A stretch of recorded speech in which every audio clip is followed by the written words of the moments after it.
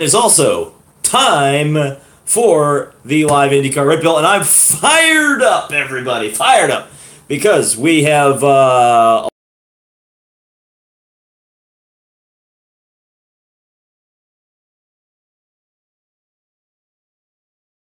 they shouldn't be, but regardless, we have actually a writer here for the Sports Tribune, Christopher Hardy, who you have seen, of course, earlier. At this point, thanks, Car. We'll be thanking IndyCar a lot during this stream. Steve K 51. And yes, we actually have people watching this time. We actually had done one unlisted. I don't know how that happened. I'm going to say foul play. So, we did have Fast Friday today. It was less fast than it usually is, or at least what we're used to in the previous few years.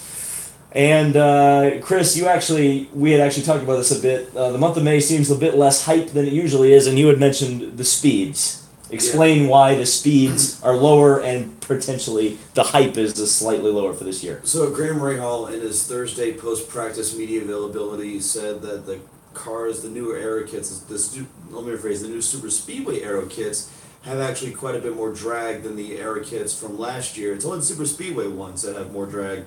And he said something, I think the figures were, if I remember right, 60 pounds of drag that cost everybody 6 miles an hour in speed. And everyone was like, yeah, we're going to see the new cars and do this, do that. But the speeds are lower. And I think at the Speedway, we want speeds to be higher, of course. And so, like, we had the times today from the Fast Friday practice session, the no-tow list. The fastest time without an assistance from a draft was Will Power with just under 230 miles an hour. And we're like, let that be, 2, maybe 3 miles an hour higher. It was impressive from the perspective that it was a mile per hour faster than the next slowest guy or the second place guy on the no-tow time. On the same team. Yeah, on the same. Well, yeah, but Will Power has looked like he's really got the hot ticket. Does it matter so much in a spec series?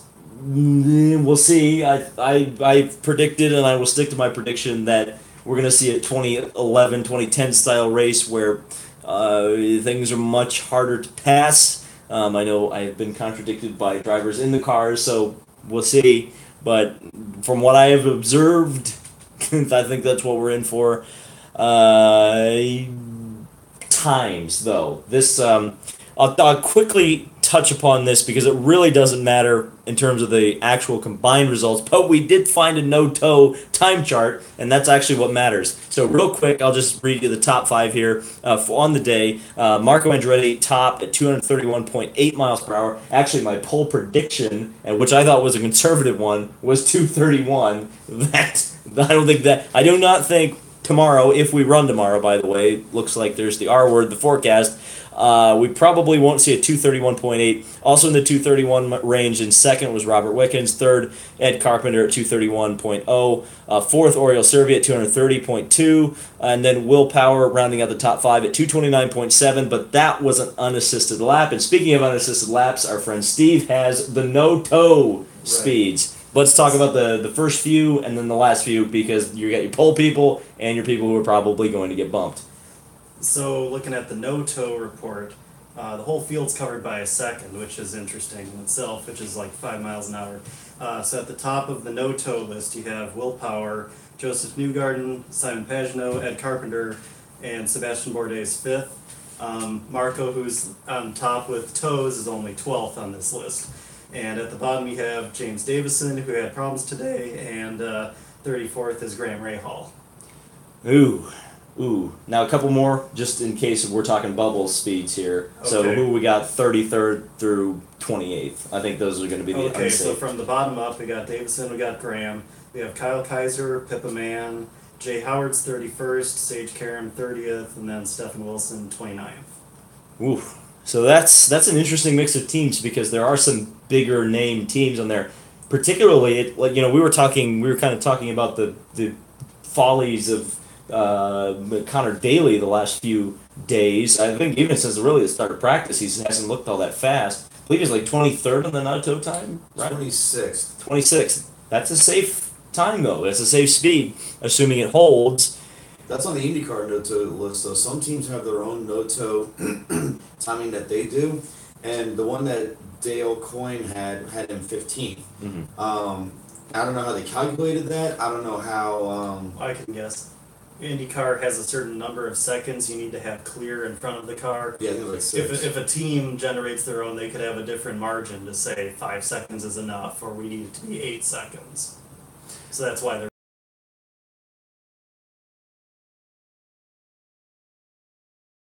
something in it that could potentially spoil the entire thing. So I think just looking at the IndyCar numbers, and I think looking at the reactions of the drivers, we can definitely say that the bottom 2 on that list are rightfully the bottom 2. James Davison obviously had some troubles, not only in terms of hitting the wall, which, by the way, my whole explanation on the safety of the cars yesterday went out the window because we saw someone do almost the exact Bourdais, Buddy Lazier, Spencer Pickett crash in turn 2 today. But also the fact that when he made that crash, or when he was pushing so hard that he crashed like that, he was running 35th on the no-toe time, around 223, 224 miles an hour. And I think it's going to take it to 25.5 to make this race. It's difficult, and Graham Rahal very unhappy. Just we were, at least a few of us, I don't think either of you were with me at that point, but no, a few of us were standing just above the garage area, looking down at Rahal's car, preparing to go out in the morning session, and he just doesn't look happy, and it's given me a lot of the impressions from another Rahal failure in this race. I wasn't old enough for 93, but I was old enough for 2013, and Michel Jourdain Jr. It just feels like that. There's just something not right with that team, and they wouldn't put up a big toe number yesterday, but this is the perfect example of toes don't really matter. Rahal's quote here, post-practice quote, was this: "It was a tough day for us. We've got a lot of work to do. We don't seem to have the pace. We're trying everything we can possibly, but we're just not quite there yet." Running out of time. Running out of time. That's going to be the key for tomorrow, assuming we go. Yeah, looks like 27th through 33rd are all covered by 1/10 of a second, and then Graham is another 1/10 behind all of those people, which, I mean, it isn't hard to swing a 1/10 one way or another. So, but here's the thing: if you take a big swing at the setup, you can lose another 1/10. But it's like that whole group is right on that bubble there, where they could all be in jeopardy one way or another if someone gets it right or gets it wrong. Yeah, and that's the other thing that we could think about. I mean, we've got two, well, I guess 15-minute or 30-minute sessions tomorrow. 30 minutes. So 2 split 30-minute sessions tomorrow. I guess we'll have 16 and 15 or 17 and 18. How many cars is that math wise? 35. So we're gonna have a session of 17 and 18 cars split up tomorrow in the morning, and there again 30 minutes is not very much running time. We're gonna see some packs, despite the fact that everybody's gonna be really working on qualifying setups with low downforce and obviously the high boost. So there's potential that somebody's gonna wall it there. Then we move on to qualifying. Just to go through the line once, how many people could possibly put it in the wall there, and then once we go through the qualifying line, then it starts the bumping process, not only for the to get in the show, but to get into the show for Sunday, which is the Fast 9. So there's 3 opportunities there to have multiple instances of James Davison, and I can't help but feel very bad for that Bird team, because the Jonathan Bird people, David and I can't remember the other Bird brothers' name. Jonathan Jr.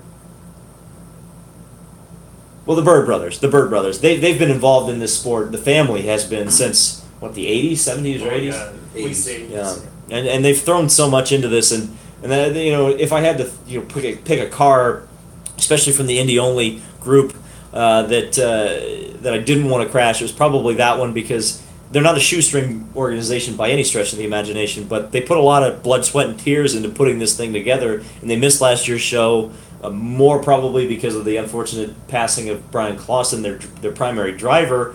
Yeah, but man, just a real shame. However, to the rescue, apparently Bob Lazier is offering as many parts from his car as possible. Now, there's varying reports. I even spoke to Bob today, and he didn't give me a straight answer about how prepared they actually were for this year. But apparently, he has some updated parts, and he's willing to offer those parts to the Bird Foyt crew. So, and it wasn't that badly a damage of a car anyway. We kind of determined loosely. I believe you have quotes that the tub wasn't actually damaged, and of course. Brian Bellardi, I spoke with Brian Bellardi during the afternoon. He said,